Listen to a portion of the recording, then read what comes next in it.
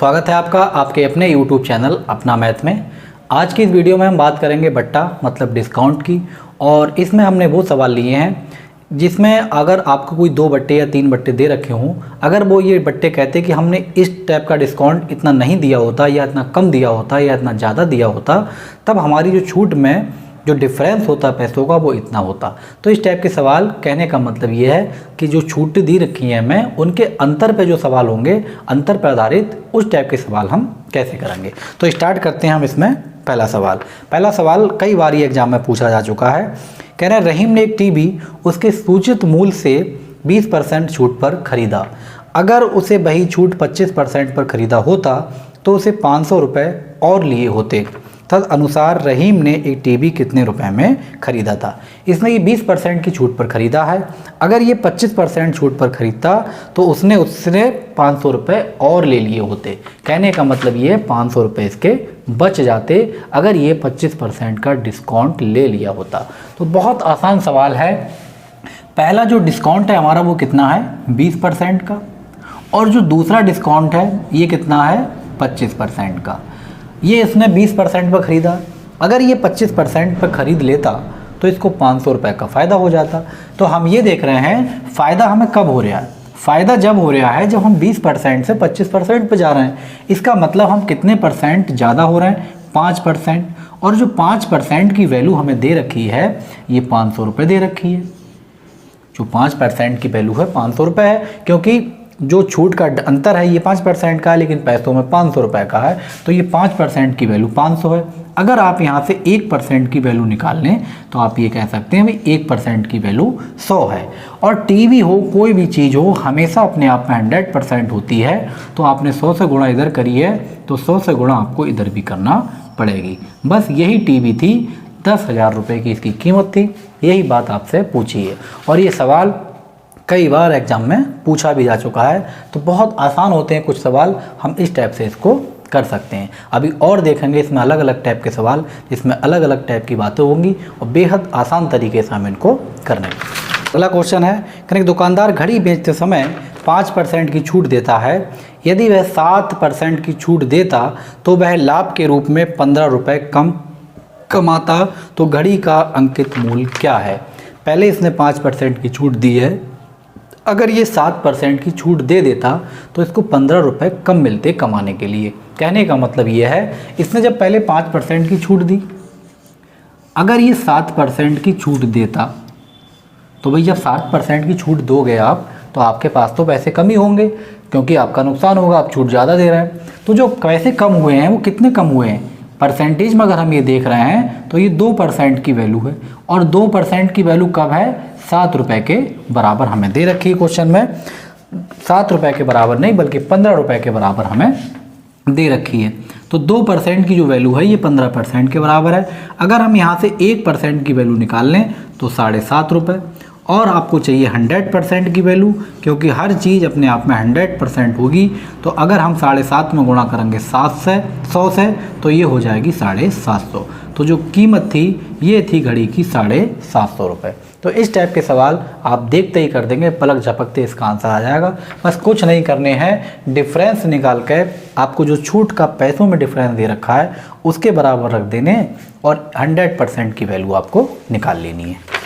और अगला क्वेश्चन है, कह रहे हैं यदि किसी अंकित मूल्य पर 30% के एक बट्टे तथा 20% और 10% के 2 क्रमवार बट्टे देने प्राप्त विक्रय मूल्यों का जो अंतर है ये 72 रुपये है, तो अंकित मूल्य क्या होगा। बहुत आसान सवाल है। इसमें आपको 2 प्रकार की छूटें दी गई हैं। एक तो छूट आपको पूरी 30% की छूट है, लेकिन जो दूसरी वाली है ये 20% और 10% की क्रमागत छूटें दे रखी हैं।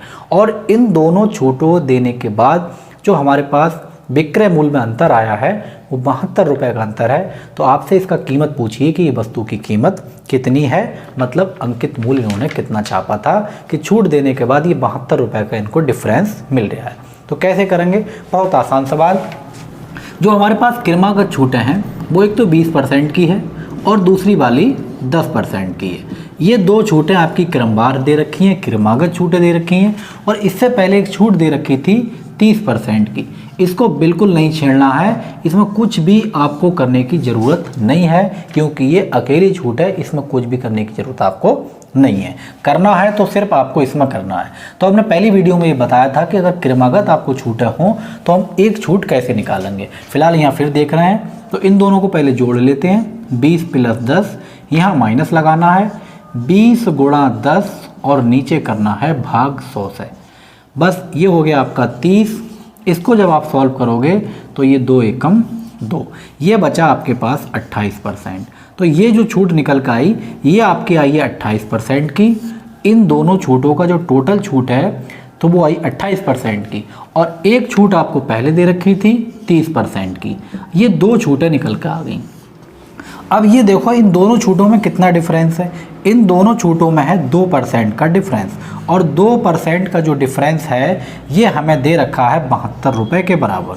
अगर हम यहाँ से 1% की वैल्यू निकाल लें तो आप बता सकते हो भी ये 36 रुपये हो जाएगी।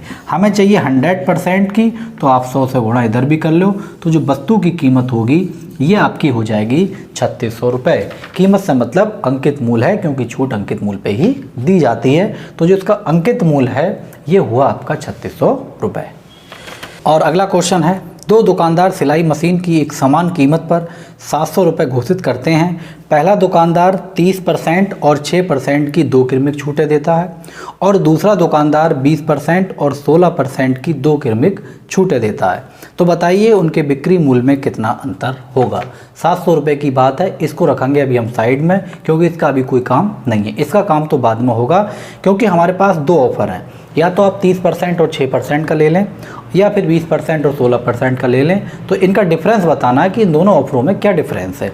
तो जो पहला दुकानदार दे रहा है छूट ये 30% और 6% की दे रहा है। तो पहला दुकानदार है ये आपको छूटें दे रहा है तो 30% की है, और फिर दूसरी वाली जो छूट है ये 6% की है। तो पहले तो हम इसी को निपटा लें कि आखिर ये छूट कितने % की है। कैसे निकालेंगे, तो 30 + 6 - 30 × 6 और डिवाइड करेंगे आप इसमें 100 से। तो 30 और 6 ये बना 36। अगर हम इसको सॉल्व कर लें 6 × 3 = 18, तो ये बनेगा 1.8। अगर हम 36 में से 1.8 निकालेंगे तो ये आपका पास बचेगा 34.2। तो ये तो जो छूट निकल कर आई पहले वाले दुकानदार की ये आई है 34.2% की। अब जरा दूसरे वाले को भी देख लें, इसके क्या हालात हैं। ये दे रहा है 20% की और 16% की। इसकी तो जो छूटें आपको दे रखी हैं 20% की और 16% की, इसका मतलब ये 20% देगा, फिर 16% देगा, फिर इसको हम जब निकालेंगे तो 20 × 16 और डिवाइड बाई 100। 20 और 16 हमने जोड़ा, ये बना 36, और इसको काट लेंगे 16 दूनी 32, ये बना 3.2। और 36 में से अगर आप 3.2 निकालोगे तो ये बचेगा आपके पास 32.8%। तो ये जो छूटें निकल कर आई ये आई 32.8% की, और ये वाली आई है 34.2% की। तो आप ये देख लें दोनों में कितना डिफरेंस है। तो डिवाइड घटा लें इसमें से 12 में से 8 निकाले हमने, तो ये बचेगा आपके पास 4, और यहाँ बचे आपके पास 3 में से 2 गया बचेगा 1।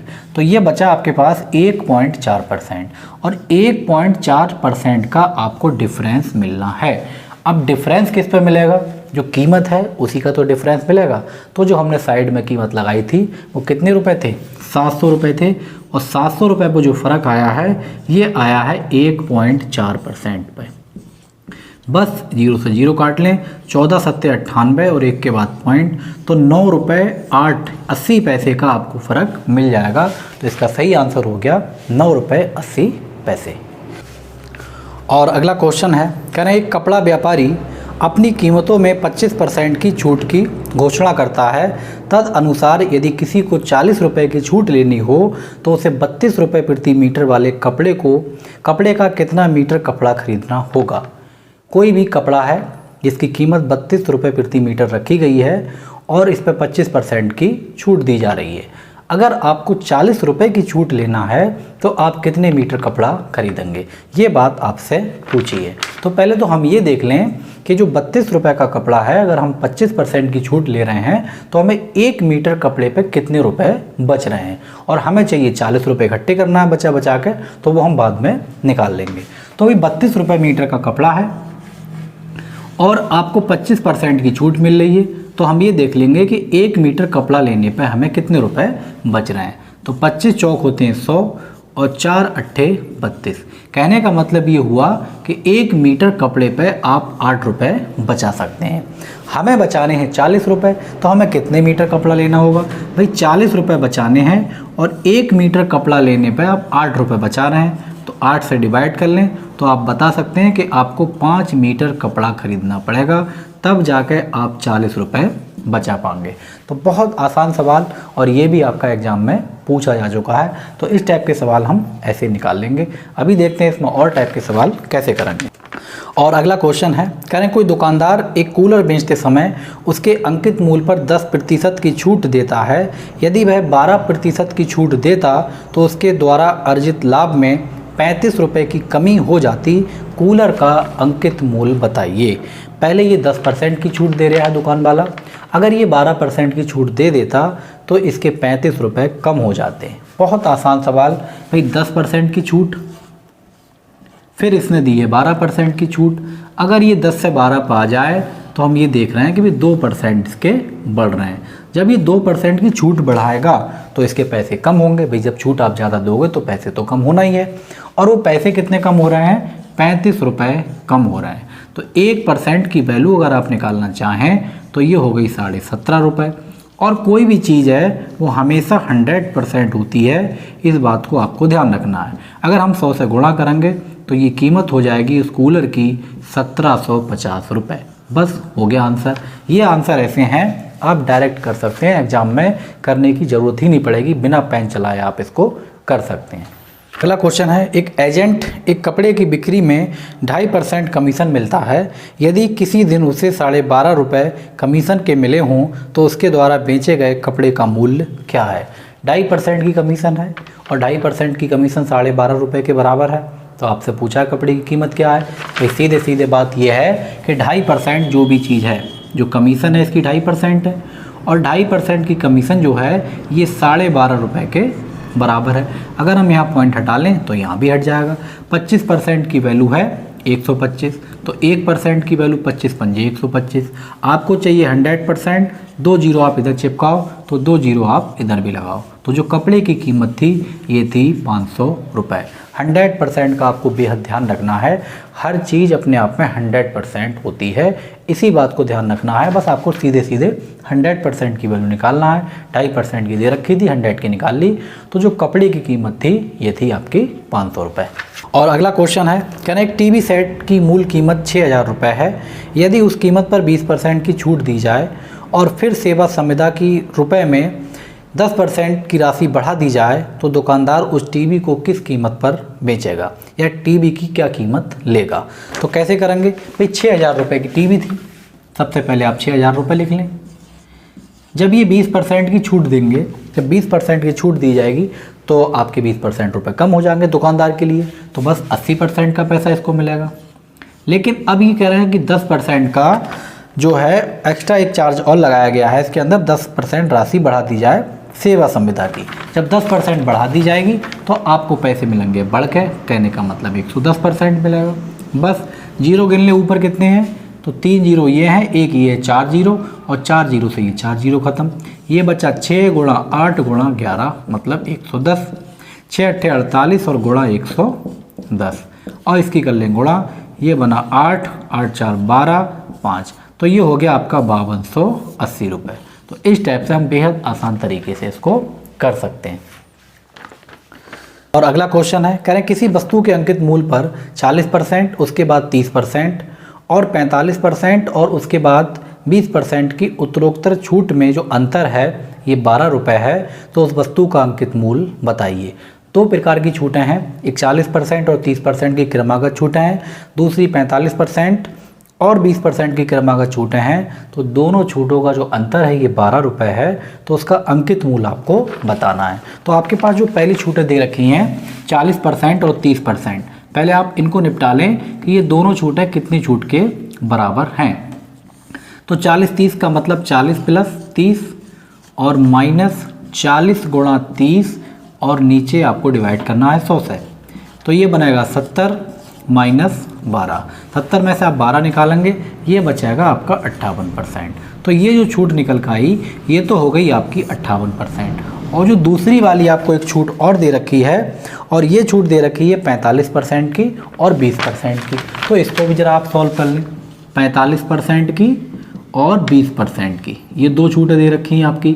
तो अब इसको हम सॉल्व कर लेंगे। तो ये बना 45 प्लस 20 माइनस 45 गुणा 20 और नीचे 100। 45 20 बना 65 और 20 पंजे होते हैं 100 और 5 ने 45। इसको काटेंगे 9 से, तो ये बना आपके पास 54%। 45 में से 9 कटा लिए, 56 बचेगा, सॉरी 54 नहीं, तो ये बचा आपके पास 56%। तो ये वाली जो छूट थी 58% की है और ये वाली छूट 56% की है। इन दोनों छूटों में कितना फ़र्क है? 2% का फ़र्क है, और 2% का फ़र्क हमें 12 रुपये के फ़र्क के बराबर दिया है। तो 1% की अगर आप वैल्यू निकालोगे तो 1% की वैल्यू 6, हमें चाहिए 100% की वैल्यू। तो आप बता सकते हो भाई 100% की वैल्यू हो गई 600 रुपये। तो उस वस्तु का अंकित मूल्य कितना है? 600 रुपये है। तो इस टाइप के सवाल भी एग्जाम में पूछे जाते हैं। और आपको अगर ये नहीं पता है कि क्रमागत छूटें कैसे निकाली जाती हैं, तो आप सबसे पहली वाली वीडियो ज़रूर जाकर देख लें। प्ले लिस्ट में हमने उस वीडियो में पूरी क्रमागत छूटों के बारे में ही बात करी है, और 2 छूटें, 3 छूटें, 4 छूटें क्रमागत किसी भी प्रकार की हों, कई तरीके से निकालने की विधि उसमें बताई है।